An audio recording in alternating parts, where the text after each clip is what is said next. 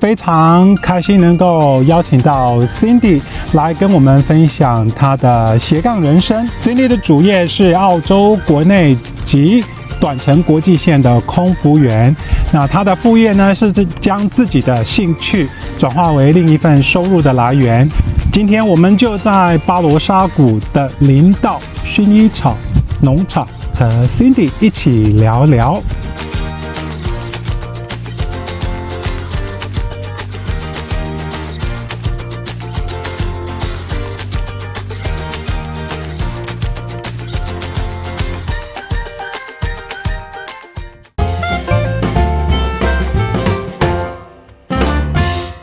新冠肺炎对航空从业人员造成很大的冲击。从事空服员的 Cindy 靠着自己的绘画兴趣，为自己开拓收入来源，并展开她的斜杠人生。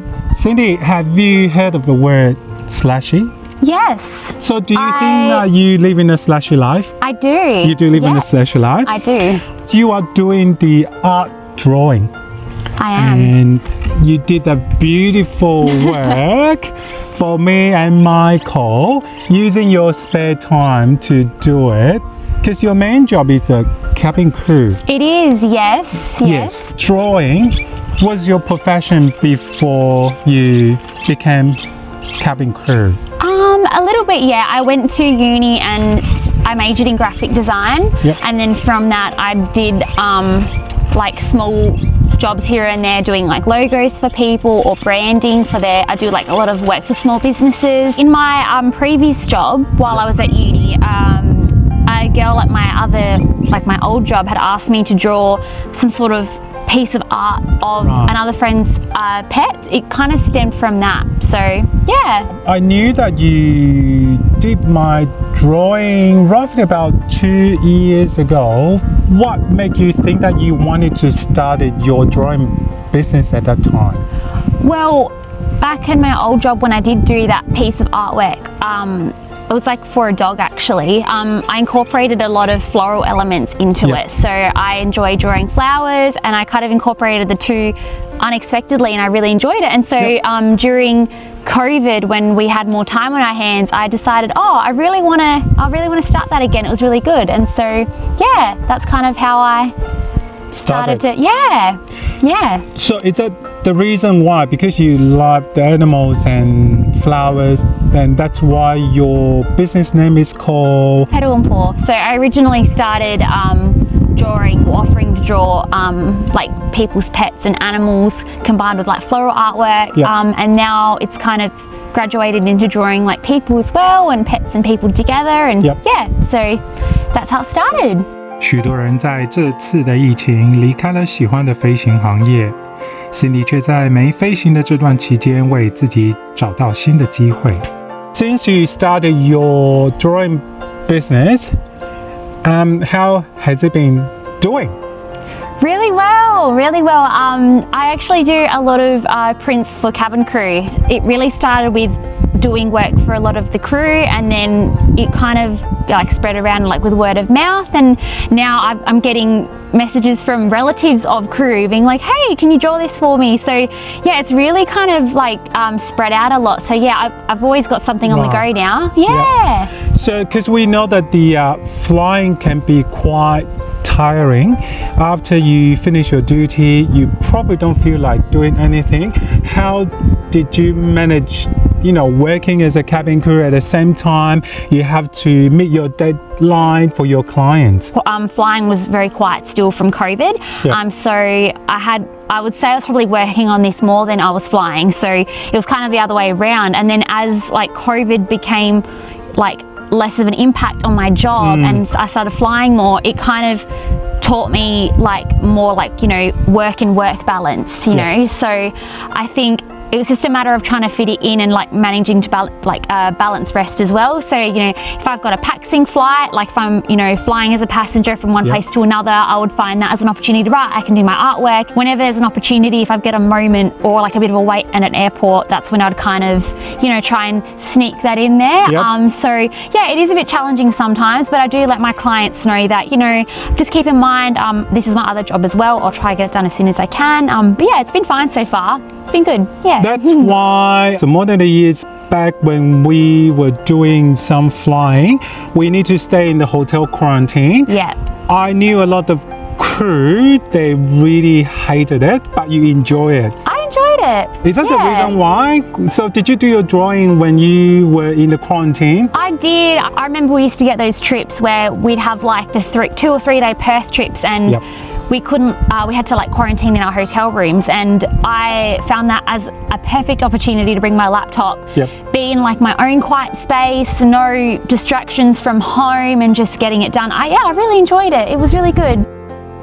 能找到喜欢的工作已经是不容易，能同时经营2份喜欢的工作更是不容易啊。Because you use your hobby drawing become the business, do you still enjoy doing it? Even you got the deadline pressure?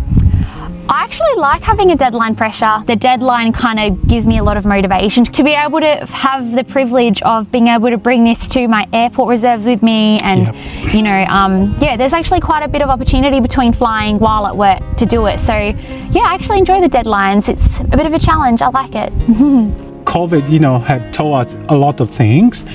Would you think that this will be the one thing that can start make us to think about what we need to do apart from, you know, doing a cabin crew job or doing flying? What COVID's taught us is that, I feel like a lot of businesses are fluctuating throughout this time, and you know, hopefully not, but there might be a time where, you know, our cabin crew job is a little quieter, and I think it's important that you still got that kind of routine going, like so it's kind of filling in the gaps a little bit.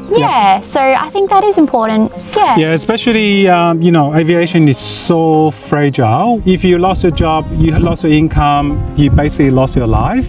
But if you have another hobby or skill, you can develop into another income to yourself, which is actually quite good, isn't it? It is. Not only that, but I did find, you know, when we were stood down from our jobs, it did challenge my mental health a bit, because obviously, you know, being able to be a cabin crew member, and you know, your lifestyle's so different from other people, so you really notice it when all of a sudden you're not flying anymore. So this really helped me, like with my well-being throughout COVID. So not only financially, but I think from like a well-being perspective, it was really good to kind of have that there, and it was like good for a day where I was like, oh, I don't know what to do with myself, I'll just, you know, I'll start doing this. So 访问 Cindy 时，她还只是个空服员，但在这支影片上线的时候，她已经被晋升为客舱经理。